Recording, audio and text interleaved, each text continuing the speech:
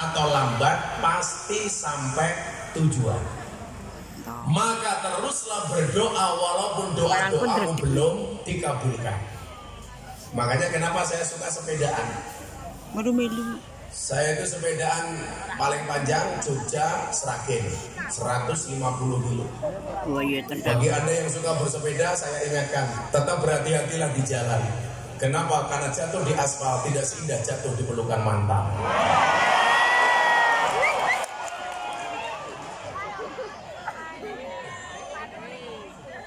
Hari ini memperingati HUT RI ke-78.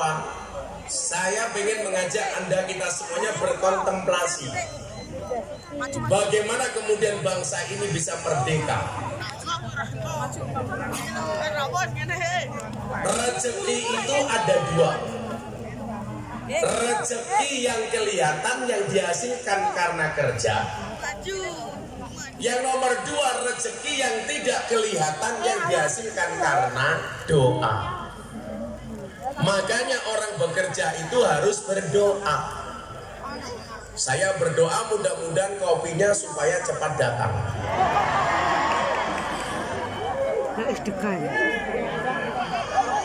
Ternyata kopinya OTW. Oke, tunggu aja. Ini sound control ngarepku ra penak. Dirungokke ra penak. Kurang mantep kayak wong bindeng. Apa diwalik ayo? Aku ngeson kowe ngaji, ayo. Ini nggak masuk suaranya, bindeng. Aku ngrungokke suaraku ora penak. Kowe yo ngono ana drone malah delowop.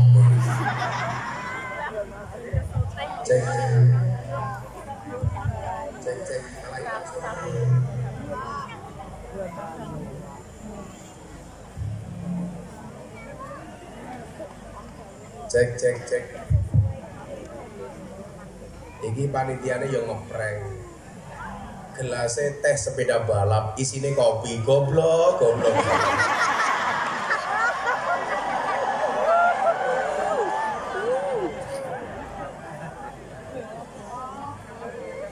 Ini kalau di Jogja namanya gelas angkringan. Regane 3.000. Jadi cangkeme kiai dipadake karo cangkem angkringan.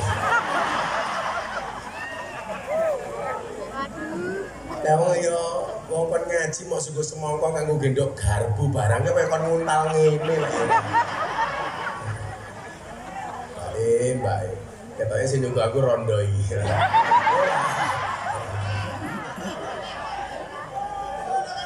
Oh, ana bojone ta? Oh. Ora bahaya ta?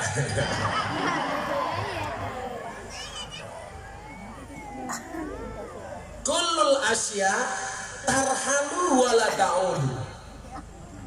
Segala sesuatu yang pergi itu tidak akan pernah kembali.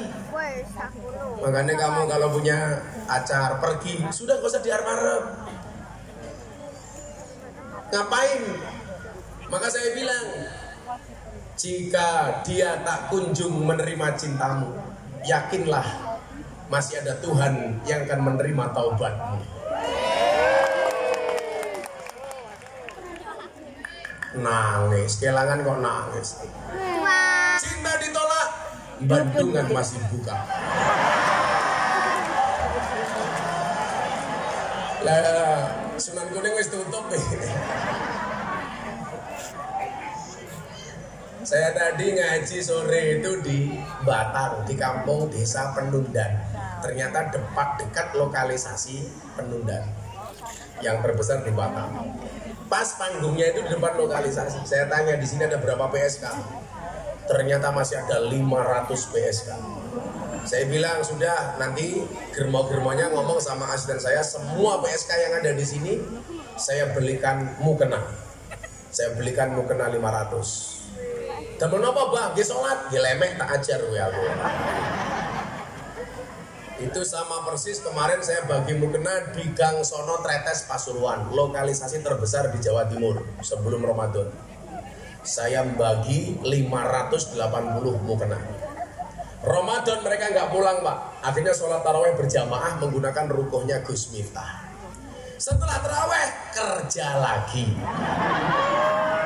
Tak tanya, laku gak dok? Alhamdulillah laku. Bah kok bisa? Nggih, berkah Ramadan. Kere apa? Aduh nyenggol Pak. Semua yang pergi tidak akan pernah kembali kecuali doa. Termasuk waktu-waktu yang sudah kita lalui tidak akan pernah kembali. Bagaimana perjalanan bangsa 78 tahun merdeka, maka keadaan bangsa kita hari ini tidak sama dengan di awal-awal kemerdekaan. Perjalanan 78 tahun menjadikan bangsa Indonesia hari ini merupakan salah satu bangsa yang paling stabil di dunia. Saya ingat Pak, 2022 bulan Oktober saya diundang di acara Forum Investor Daily Summit 2022 di Jakarta Convention Center. Siapa yang hadir? Presiden Jokowi, para menteri kabinet, dan para investor pengusaha dunia. Saya disuruh ceramah, ngomong apa iya. Saya diminta untuk meyakinkan bahwa bangsa ini adalah bangsa yang kuat. Walaupun 2023 waktu itu Indonesia diancam dengan resesi global, Gus Miftah disuruh ceramah. Kebetulan saya mungkin generasi muda NU yang paling sering ceramah di hadapan presiden. Terakhir Ramadan kemarin di acara Forum Silaturahim Ketua Umum Parpol. Ada Pak Jokowi, ada Pak Prabowo, ada Caimin, ada Pak Erlangga Hartarto, ada Pak Zulkifli Hasan, ada Pak Mardiono. Semua Ketua Umum Parpol ngumpul. Saya diminta untuk imami sholat duhur dan tausiah. Maka hari itu Indonesia yang mimpin 5 menit saya. Kenapa? Karena Pak Jokowi makmum sholat dengan saya. Dan Pak Jokowi manut. Saya mau sholat, tengok ke belakang, saya bilang luruskan dan rapatkan softnya di dalam sholat. Pak Jokowi jawab, nggih Gus, bagus. Aku takbir, Pak Jokowi melu takbir. Aku rukuk, Pak Jokowi melu rukuk. Aku sujud, melu meneh. Begitu rambung salam, assalamualaikum warahmatullah, assalamualaikum warahmatullah. Aku ngelirik Pak Jokowi, cie melu aku cie. Pak Jokowi jawab, cuaks.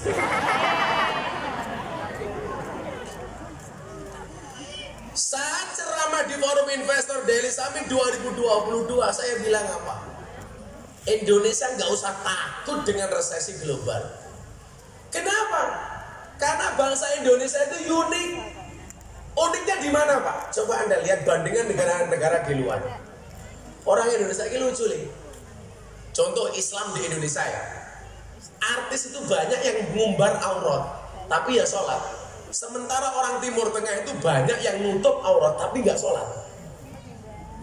Orang Indonesia seanak-anak Pak. Kalau walaupun dia nggak sholat, nggak pernah Jumatan, tapi kalau Islam dihina pasti dia marah. Padahal dia nggak tahu sholat. Kalau Jumatan diganggu, walaupun dia nggak pernah Jumatan, pasti dia akan marah. Kamu boleh menghina saya, tapi tidak boleh menghina agama saya. Contoh, auratnya dibuka tapi ya sholat. Jamaahku kayak Nikita Mirzani.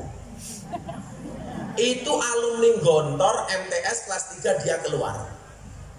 Ya makanya jadi artis kayak gitu. Mau lulus koyo Mama Dedeh. Itu buka-bukaan Pak. Tapi ya sholat, ya sholawatan, ya ngerti ngaji, ya gede. Pahalanya goblok. Kok susune. Berbahaya kan? Aku ngerti gini ngarep rupa-rupa garangan.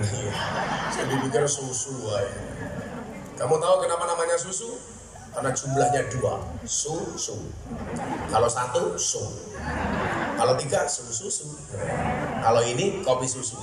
Kopi ini diminum, susunya dilirik.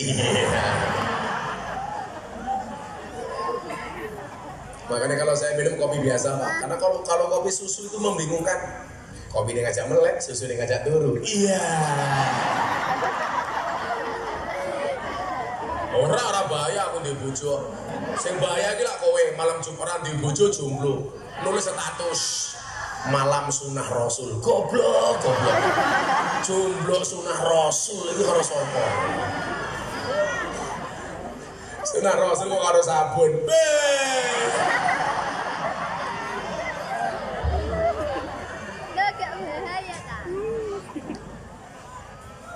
Saya bilang apa? Kita nggak perlu takut, Indonesia itu kuat. Bukankah Allah mengatakan dalam Al-Quran, "Qul la yusibana illa ma kataballahu lana." Katakanlah, sekali-kali musibah itu tidak akan pernah menimpa kami kecuali yang telah Allah izinkan untuk kami. Buktinya konkret kok, pandemi COVID-19. Presiden Jokowi ditekan sama dunia internasional supaya Indonesia di lockdown, tutup total. Pak Jokowi melawan. Solusinya apa? Gak ada lockdown, tapi dikeluarkannya BLT, bantuan langsung telas. Lucunya orang pedurungan, jelas undang-undangnya BLT untuk orang miskin. Yang punya mobil ngaku miskin. Betul? Wongnya ya tekok. Ya melu guyu. Biasanya jilbabnya abang.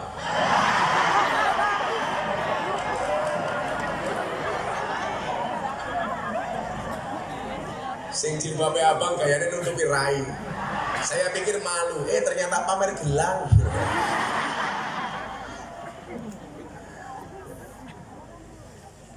Orang dunia waktu itu mengatakan apa? Indonesia habis gara-gara COVID. Karena waktu itu tingkat meninggalnya orang Indonesia dan yang terpapar sangat tinggi. Tapi ternyata solusi dari pemerintah cesplok. Indonesia menjadi salah satu negara terbaik keluar dari COVID-19. Waktu itu. Walaupun banyak drama, ada COVID, pemerintah mengeluarkan BLT. Turunkan vaksin. Orang yang gak suka dengan pemerintah bilang apa? Vaksin diragukan kehalalannya.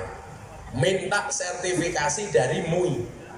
Muncul sertifikat halal, masih cerewet lagi. Minta Presiden Jokowi suntik vaksin pertama kali. Presiden mau. Minta live disiarkan langsung oleh TV. Presiden mau disuntik disiarkan TV. Masih cerewet lagi. Jangan-jangan vaksinnya presiden beda dengan vaksinnya rakyat. Apa-apa yang dilakukan pemerintah dianggap salah, tapi begitu ono BLT ngantri ngarep dewe. Kan bajingan.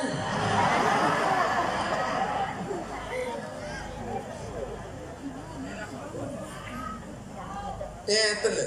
Kula niku kok mboten belani Pak Jokowi nggih mboten. Tapi kita tuh harus fair berbangsa ini. Indonesia itu kan penyakitnya satu, Pak. Kalau sudah senang, seburuk apapun tetap dianggap baik. Tapi kalau sudah benci, sebaik apapun tetap kelihatan jelek.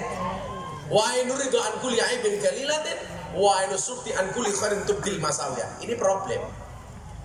Kalau saya sebagai orang NU, kan undang-undangnya jelas. Wa kadzalika ja'alnakum ummatan wasaton, Al-Baqarah 143. Kita itu diperintah oleh Allah untuk menjadi umat yang tengah-tengah. Tidak kanan, tidak kiri. Artinya apa? Di dalam berbangsa. Kalau pemerintah baik ya kita dukung dong. Kalau salah ayo diawasi bareng-bareng. Dikritik dengan cara yang baik. Gus Miftah pernah nggak mengkritik Pak Jokowi? Sering. Ketika Presiden Jokowi mengeluarkan legalitas keputusan presiden legalitas miras. Orang yang pertama kali menolak keputusan itu adalah Miftah Maulana Habibur Rahman. Saya panggil wartawan. Bapak Presiden, saya Miftah Maulana Habibur Rahman menolak dengan keras legalitas keputusan Presiden tentang legalitas miras. Kenapa? Karena keharaman khomer dalam Al-Quran itu qat'i, tidak bisa ditawar-tawar.